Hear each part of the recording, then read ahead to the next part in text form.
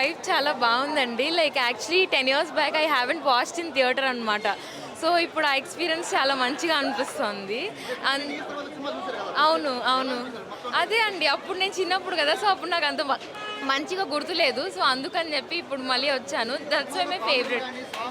అంతా బాగుంది అండి. సాంగ్స్ అంతా మంచిగానే ఉన్నాయి. అప్పుడు వచ్చినప్పుడు మీ మమ్మీ డాడీ పట్టుకెళ్ళదా? గుర్తులేదు నాకు యాక్చువల్లీ. నేను థియేటర్‌లో చూసినట్టు లేనప్పుడు. So songs are evergreen. So అందరికి ఇష్టమే ఉంటుంది మోస్ట్లీ.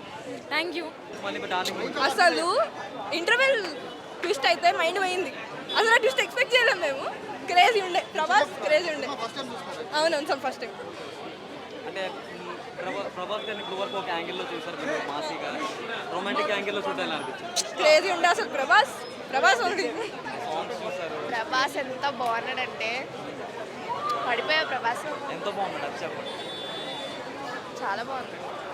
ప్రభాస్, కాజల్ అందరూ ప్రభాస్ అనుష్కాని పొగుడతారు. నేను ప్రభాస్ కాజల్ ప్రభాస్ కాలేజ్ మళ్ళీ చూస్తే అంత నచ్చింది నాకు.